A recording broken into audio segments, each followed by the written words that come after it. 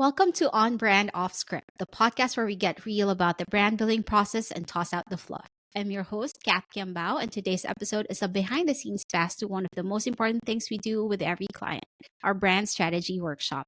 Joining me is my co-host, ShineThru's CEO and creative director, Paige Weber, the Hello. mastermind behind this process that helps founders stop winging their brand and start showing up with clarity and confidence. Paige, ready to lift the curtain? Yes, very excited for this episode.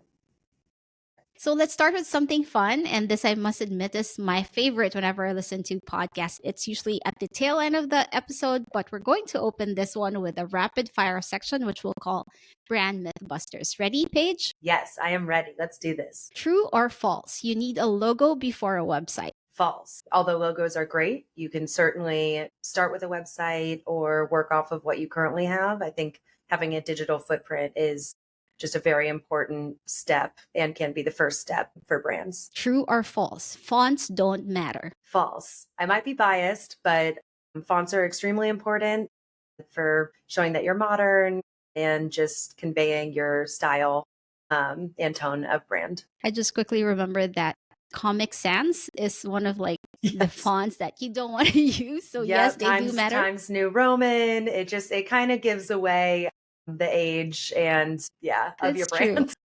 Next, true or false? You can't rebrand without starting from scratch. False. Certainly false. We can do brand refreshes where you're just lightly working on a brand, or you can even, and I even suggest continuously lightly iterating on brands as your audience changes or grows or as your company grows. So that's definitely false. Next, branding is only for big companies. True or false? Absolutely false. In fact, I think small companies benefit just as much, if not more, from having really strong, solid brands to get to become a big company. What about this? A strong brand can save a bad product. True or false? Oh, I'm going false on that. I mean, number one, most important step is make sure your product is great and make sure it's really offering value, because you can't brand your way out of a bad product. I agree. And the last one is my favorite. You don't need brand guidelines if you're a small team. That's absolutely false. And I can speak from experience. Having brand guidelines is like having a roadmap and kind of having the blueprint you need for growing. And the way that our team does it, at least, which we'll get into soon, really sets every company we've worked with up for success, especially with small teams, because the team can better understand the brand, take it, run with it. It's very strategic, very, design forward. And I think just takes a lot of guesswork out of those early on stages of businesses. And if you're a solopreneur or a consultant that's listening to us right now or watching us, or if you're a big brand that's already established, you'll definitely find value, because regardless of the size of the business, I would advise never to skip this step, and we will explain why. So first things first, why do we lead with this workshop in our onboarding? So after we have a new client come in, why don't we just jump into the fun stuff like the logos and the color palettes? Yeah, no, and it's a great question, and one that I'm sure many of our prospects and clients have wondered, because I know a lot of other companies, they'll just send you a questionnaire and, run off to the races and basically guess at building out a brand. But for us at ShineThru, our core value and mission is to build really authentic brands. We know we've built a great brand when the business owner or team says, yes, that feels exactly like us. And that's where this workshop comes in. It's an opportunity for us to really start off the project by getting to know the client, getting to know their audience, getting to know their values, their why, all the strategy behind the brand, which then very nicely informs the design and lets us be that much more creative and out of the box with the designing, because we have such a great foundation of understanding the company and just how can we push, the needle forward for them in a way that they feel like they could have built it, like they feel like this is something that really reflects them. And I always say digital footprint, or fingerprint is maybe a better phrase. We want, by the time we're done building a brand or even sending over the first version, we want you to be really excited. We want our clients to feel aligned already with the brand, even after our first go at it. And all creatives, I'm sure, know it's really hard to do the first step within any kind of designing or branding. But when we have this workshop and we understand that foundation, we're not guessing anymore. We are confident and excited and able to build very strategic, very aligned, very beautiful brands. Absolutely. And I would say that perhaps there's already an AI tool that can, automate the brand style guide creation. But I think something that we need is the strategy behind it, like understanding the why for the brand and like the audience that they're trying to target. So that's why I think this is such an important step. If you're listening to us via podcast, we will share the link to the YouTube video, because the good thing is today we will share the actual process. Paige will share her screen now so we can go through the key sections that we cover whenever we sit down with our new client and go through the branding workshop. So Paige, Yep. let's share your screen and Yep. then we can get started. This is an exciting and lucky day for those listening, because we're really opening up and sharing some of our key secrets. So you're going to get to see our brand workshop. Yeah, we can get started with like the expectations. Just the client can be in different parts of their journey. Maybe they already know what they stand for. Maybe they're brand new, they're lost, they're overwhelmed. Maybe they already have an established brand, but they want a refresh. Yep. And Cath's absolutely right. We can pick up at any stage. You can be a business that's been in business for years and you're ready to start fresh. You can be a brand new business or a startup that's looking to really scale and look polished and modern. We can do this workshop and this strategy and design with all kinds of companies. Hopefully, as we go through this, you'll be able to see that. So this is our true workshop deck. And we always love these workshops. They're usually about 90 minutes and they're I like to say they're kind of a mix of strategy, design, and coaching, because there's just a lot, or maybe coaching of each other. It's a lot of opening up, sharing what drives the business, what drives the business owner, the teams, and really getting to the root of who is the audience, why will they trust this brand. So the first half of this deck is dedicated to strategy, and the second half of this deck is dedicated to design. And that's very intentionally set up that way because, again, we can pull so much information from getting to know the strategy side. And sometimes, or many times in these conversations, a business owner might have one idea for a design, but after talking through the strategy, they come up with 5 other completely different ideas that we can run with. So yeah, that is the setup of this deck. So yeah, we would begin with the brand strategy. And so to kick this off, we always want to enter these workshops assuming that we don't know anything. We want to get to know as much as we can and hear it from the viewpoint of the client that we're working with. So we want to know your story. We really want to know your story, like your true story. How did this all start? What was the motivating factor to begin the business?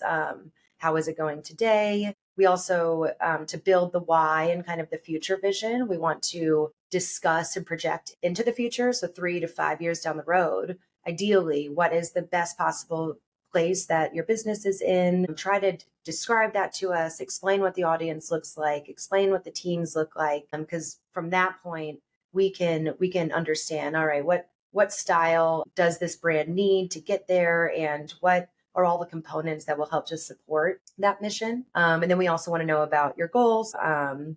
What would tell you that your brand is achieving the success that you're seeking in 1 year's time, and how can our team really help to get you there? Did that all make sense, Cath? Yeah, for sure. And I wanted to point out that this section of like going back to why you started the business, where you see the business, it's a win-win for both your partner agency. Like if we're going to work with you, it's definitely something that will help us get to know your brand, your customers, and how you see your brand in the future. But also for you as the business owner, like looking back at, let's get real, founders are often busy. They probably are too busy with the day-to-day that they forget the reason why they started the business altogether, or they don't even have the time to think about the next 3-year vision. So again, this part is, I would say, foundational because it helps both us and the business owner. This last one is also just getting to know the business basics. If obviously we want to understand what your products are or services, the meaning behind your name,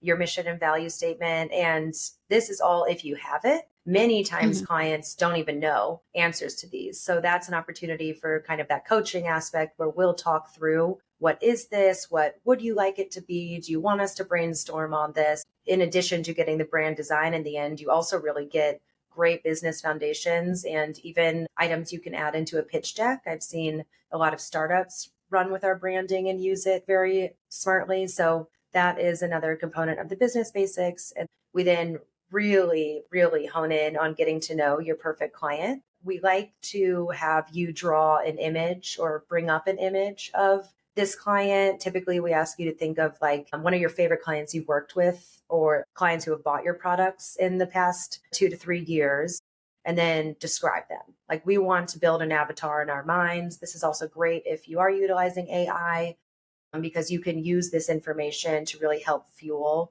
all brand copywriting and designing down the road. So we want to know their demographics, where do they hang out on the internet? What are their biggest pain points? And really dive into these pain points. We'll get to that next.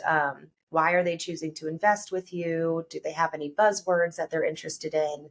Again, all of this is strategy that you will use again and again down the line as you're building content and building marketing materials.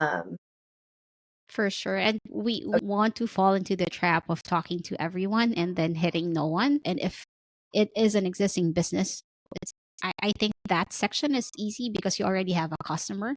So among your customers or your clients, who is your perfect customer? Yeah, it's important that we narrow it down and be as specific as possible. So Yes. moving on to the next step, which is our competitors.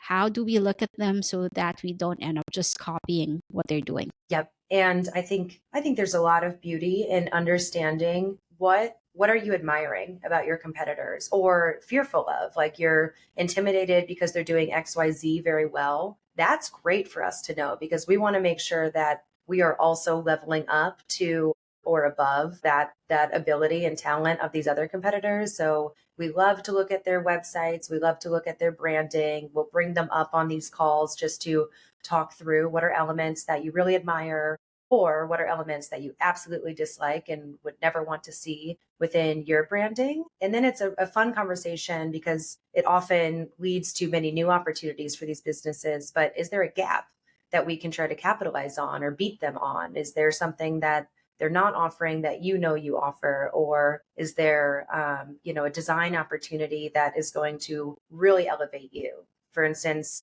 if it's a financial firm and you look at competitors, many of them are blue. So is there a way that we can set you apart by really making you fascinating and maybe like a lime green or a Corporate purple? blue. And yeah, exactly. And just help you to build a new footprint and one that is going to catch the eye of your audience and impress them and be memorable. Right. And sometimes it's easy to set a baseline by starting with what you don't want, what you dislike from your competitors. So I think that's an important part.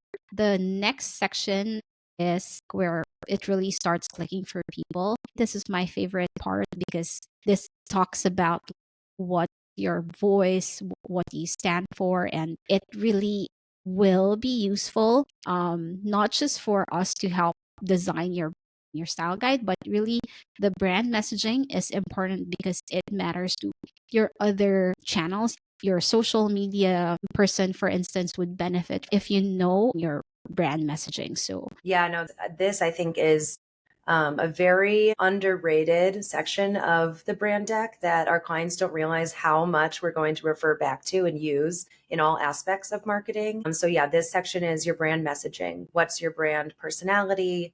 Often that can stem from the personalities of those working for you or with you and clients. Do you want to be fun or do you want to be serious? Try to describe that almost as, again, an avatar. What is this personality? How would you start to think about your brand's voice? Do you want to be authoritative or do you want to be friendly? And then are there emotions that you want to try to evoke from your audience or have them associate with your brand when they think of you? And all of these questions we will try to synthesize and then give examples within the brand deck And Mhm. we use these pieces of information whenever we start marketing with our clients. So this helps inform our email strategy. This helps inform our social media strategy. It's amazing when we partner with web development companies and try to Yep, set up the exactly. web pages. Really, and again with AI, I mean, these are the foundational pieces of blueprint that you would need even to have a successful AI strategy. So I love this section. I love the personality and voice section. Sometimes it also helps us learn a bit more about the client and the business owner. Yeah, Yep, that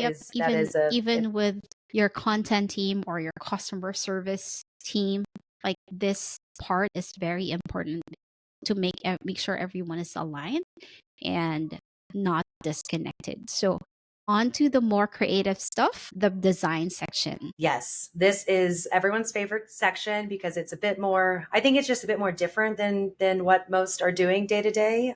It's very Mm-hmm. creative. So if we are signing on to build a logo, we'll begin with that because it helps us to start to ideate just what do you have in mind? Do you have a logo currently? And if you do Mm-hmm. have a logo, do you dislike it? Do you like it? What would you like to change? And similar to some of the prior conversation, we also really want to have you come up with some examples of logos you love from any industry. It does, in fact, sometimes it's better that it's not your exact industry because that just helps us think out of the box and come up with something very unique for you. But we love at this point to have the client present different examples of logos and brands that they're drawn to so that we can start to get a foundation of ideas and how are we going to adequately build this logo for you. And I will also mention here that when we set up your first brand deck for your review, we will come up with multiple logo examples, each that are very different from each other, so that you have a variety of options to look at. We're not just trying to, which I know some agencies do, we're not just trying to get it right on the first try and build one logo and say, here you go. We want to show a variety that, you can play with and really begin to imagine what type of logo you want in your final brand. Right. So I think we'll be showing some logo types that we can visualize better. But first, let's talk about this slide, brand Yeah, characteristics. this is probably going to make the most sense if you're watching this right now, but Yeah. we do send before the brand workshop, we'll send a questionnaire. It's pretty quick to fill out, but this is one of the main sections in it where you're basically choosing on a sliding scale from 1 to 5 between opposites. So, for instance, I'll read these out in case you're just listening to this. Some brand characteristics we'll ask our clients is, are you more masculine or feminine? Where would you put that between 1 to 5? Do you like black, white, and gray, or are you hoping for more colorful? Choose between 1 to 5. Simple or intricate, approachable, authoritative. So we have a bunch of these sliding scale questions, and this helps more than you know when we are trying to narrow in on all the aspects of the brand, the colors, the creativity with the logo, the fonts. So that is that section. Did I miss anything, Cath? Nope. I think we're good. I really wanted to show them the sample logos that we have here. Yep. So Here. we This is the slide. And actually, I will caveat that this slide can be a little bit more robust sometimes.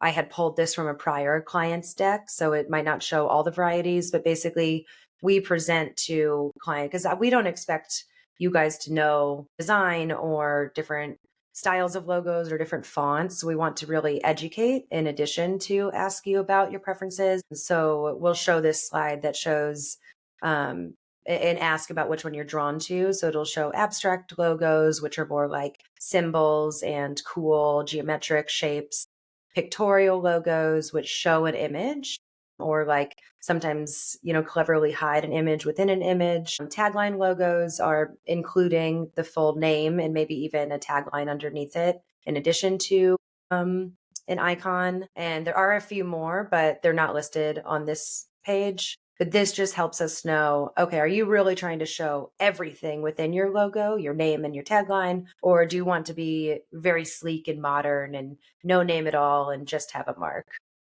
And sometimes showing, being able to visually see Examples. what we're Yep. asking, yeah, helps Exactly. them.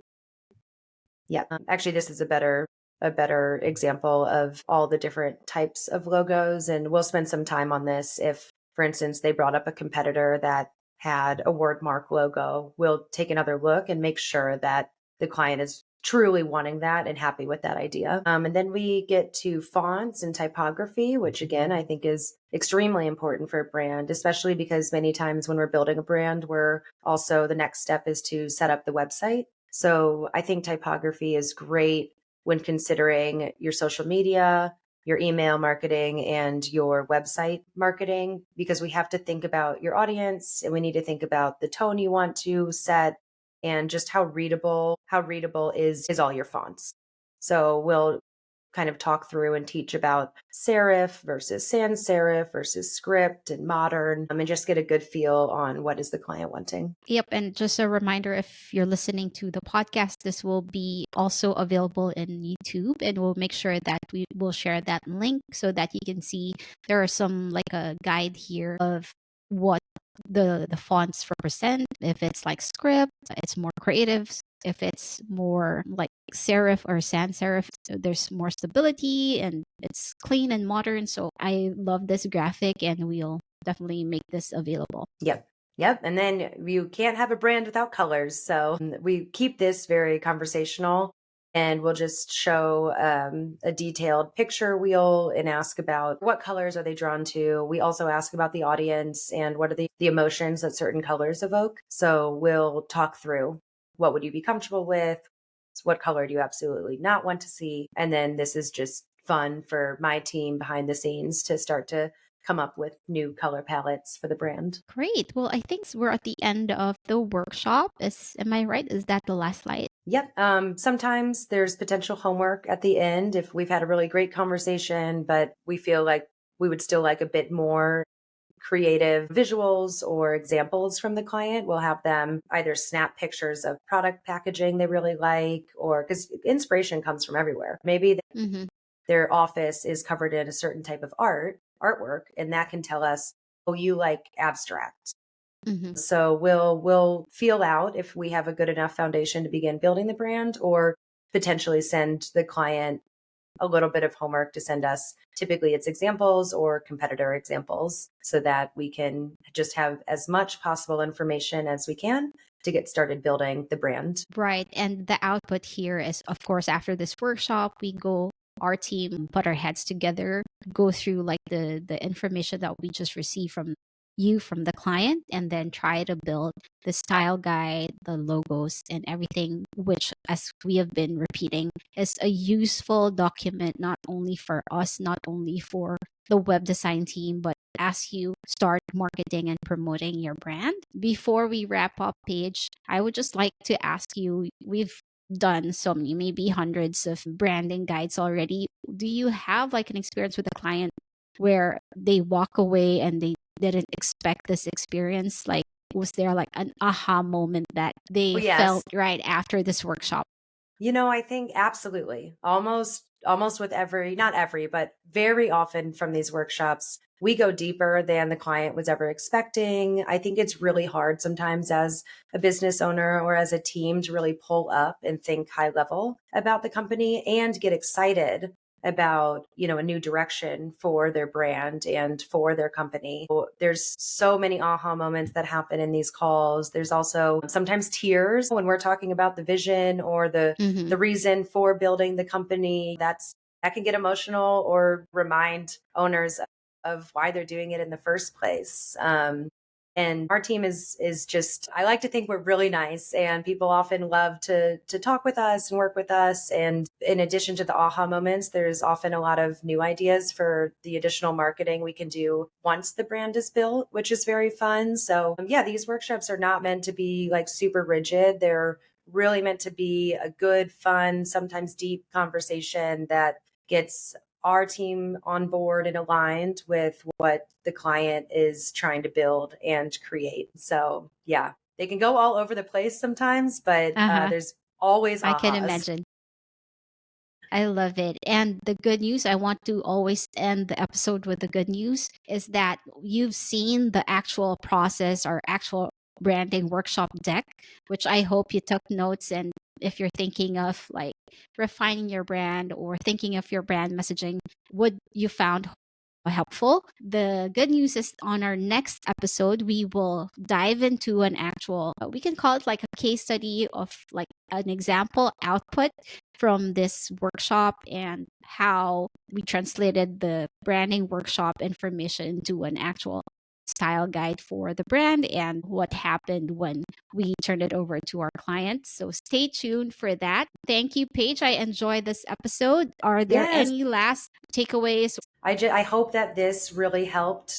I know that this branding isn't well known by a lot of people, like what actually happens in the process. So I hope that this just helped hopefully make branding feel exciting and a little bit more approachable. And our team is always here and eager and ready to help anyone, even if it's just in the brainstorming stage with their new brands.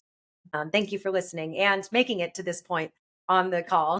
My one thing is don't skip this step. It's such an important step. Whether you want to work with an agency like ShineThru or you want to do it alone and try it yourself, please carve some time out of your busy schedule and make sure that you go through this process because as I mentioned earlier, it's foundational for any brand of any size. So if you found value in this episode, we appreciate if you can subscribe and leave a review, and we'll see you next time.